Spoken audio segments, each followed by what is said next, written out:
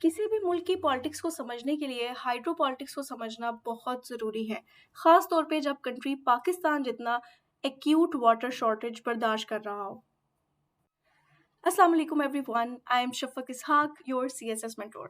अगर चैनल पर पहली दफ़ा आए हैं तो सब्सक्राइब कर लाजमी जाइएगा ताकि ये चैनल आपसे मिस ना हो जाए और जल्दी से अपना रजिस्टर और पेंसिल उठा लें, क्योंकि आज मैं आपको हाइड्रो पॉलिटिक्स पे ज़बरदस्त किस्म के आर्ग्यूमेंट्स पकड़ाने वाली हूँ जो आप अपने मेन सीएसएस एग्जाम्स में अप्लाई कर सकते हैं।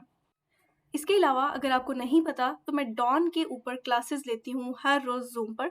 अगर आप चाहें तो उन क्लासेस को ज्वाइन कर सकते हैं, क्योंकि यूट्यूब पर मैं सिर्फ एक ही आर्टिकल एक दिन में डिस्कस कर सकती हूँ, लेकिन बाकी जो आर्टिकल्स होते हैं वो मैं अपनी क्लासेस में डिस्कस करती हूँ। तो चलें जी, आज का जो टॉपिक है उसको स्टार्ट करते हैं। Water tensions. अच्छा, सबसे पहले तो आप ये समझिए कि पानी का जो मसला है वो पाकिस्तान के साथ तब से है जब से पाकिस्तान मार्ज़े वजूद में आया, यानी कि 1947 से।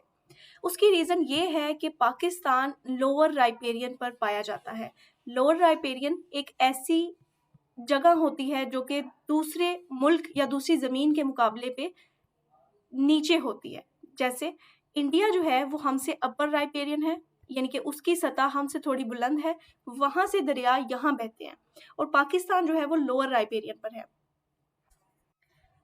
आईएमएफ की रिपोर्ट्स के मुताबिक पाकिस्तान दुनिया का third most acute water shortage country है और फोर्थ बिगेस्ट वाटर कंज्यूमर है। अब ये जो स्टैट्स हैं ये काबिल गौर इसलिए हैं क्योंकि ये पाकिस्तान को इंतहाई वल्नरेबल स्टेज में डाल देते हैं। अब देखिए, पानी जो है ना, ये एक ऐसी चीज़ है जिसका कोई अल्टरनेटिव मौजूद नहीं है, यानी कि आप हर चीज़ का अल्टरनेटिव बना सकते हैं, लेकिन पानी जो है उसको आप खुद प्रोड्यूस नहीं कर सकते। पाकिस्तान में जो पानी की टेंशन्स हैं वो अप्रैल 1 1948 से स्टार्ट हो गई थी, जब इंडिया ने हमारा पानी जो है वो रोका था। फिर पाकिस्तान 1952 में वर्ल्ड बैंक के पास गया और 1960 में मशहूर ज़माना सिंध तास मुआहिदा या इंडस वाटर ट्रीटी, जो कि आप लोगों ने बहुत दफ़ा सुन रखा है, वो तय पाया, जिसमें जो इंडस रिवर है उसके दरियाओं की तकसीम की गई। ये मैं आपको मैप से समझाती हूँ। अच्छा, ये देखें, मैंने आप लोगों के सामने इस वक़्त पाकिस्तान के जो रिवर्स हैं वो खोले हुए हैं। इंडस जो है वो हमारा मेन रिवर है और ये देखें, ये ओरिजिनेट होता है चाइना से, ठीक है? और गुज़रता है ये मकबूज़ा कश्मीर से, जो कि इंडिया का हिस्सा है, ठीक है? अच्छा, उसके बाद यहाँ पर आप देखिए कि इसकी तक़सीम इस तरह से है कि यहाँ पर ये 5 बड़े जो रिवर्स हैं, उनका एक मजमूआ है। इसी वजह से पंजाब को पंजाब कहा जाता है। ये देखिए, ये वाला रिवर है, ये झेलम है, इसी तरह इसके साथ ये चनाब है, रावी है, सतलज है, ब्यास है। अच्छा, अब यहाँ पर जब सिंध-तास का मुआहिदा हुआ था 1960 में, तो हुआ क्या था कि झेलम, चनाब और इंडस ये पाकिस्तान को दे दिए गए थे, और ब्यास, सतलज और रावी ये इंडिया के हिस्से में आए थे। लेकिन होना ये था कि जो इंडस, झेलम और चनाब है, इनका 20% पानी जो है वो इंडिया के पास जाना था।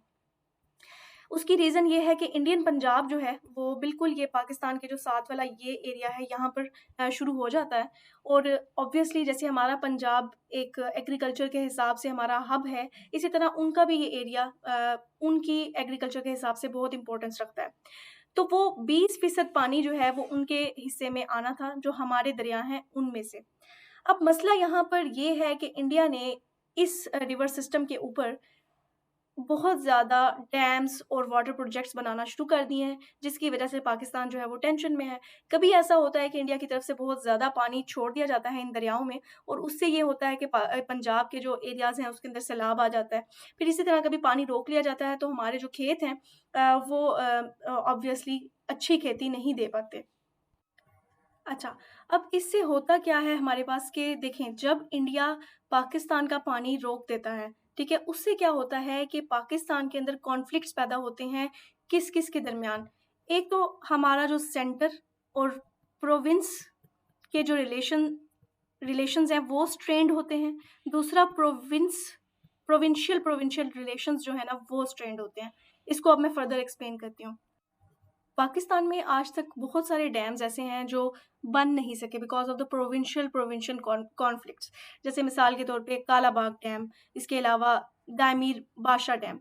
अब इनके साथ मसला ये है कि जो प्रोविंसेस हैं, उनकी आपस के अंदर एक टसल चलती है रिलेटेड टू वाटर। ऑब्वियसली देखें, हर कोई अपने लोगों के लिए परेशान होता है, क्योंकि हमारा जो एंड कंज्यूमर है वाटर का, वो तो एक नॉर्मल इंसान है ना, एक किसान है, ठीक है, हाउस होल्ड है।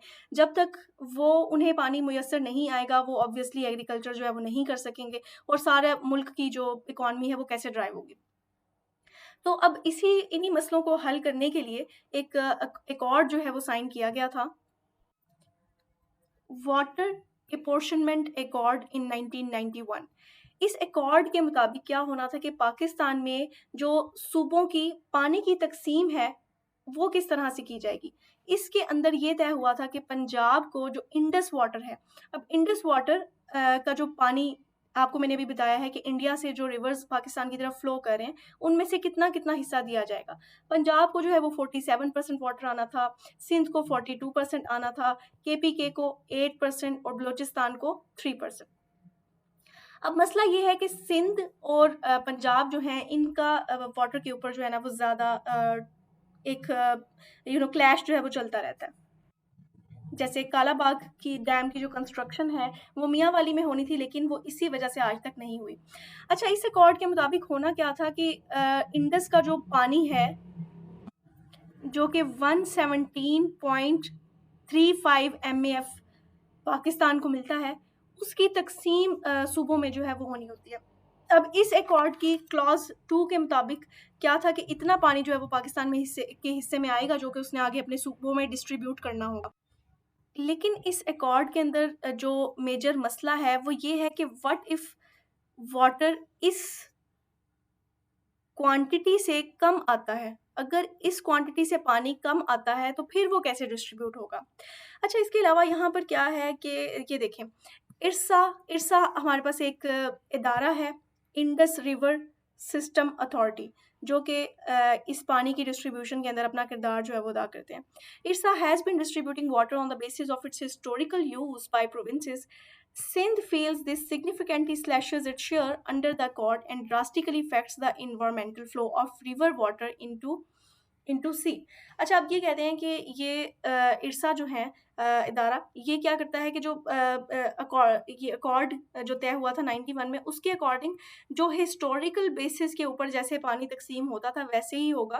लेकिन सिंध यहाँ पर जो है अपना क्लेम ये करता है कि अगर इस तरह होता है तो ये हमारे एरिया को ड्रास्टिकली इफ़ेक्ट करता है, ठीक है? उस एनवायरमेंटल फ्लो का क्या, कि वो पानी जो समुद्रों में दाखिल होता है विया रेन कह लें, तो उसका फिर क्या होगा? यानी कि इन शॉर्ट ये कि उनका क्लेम ये है कि हमारे पास जो पानी है वो कम आता है।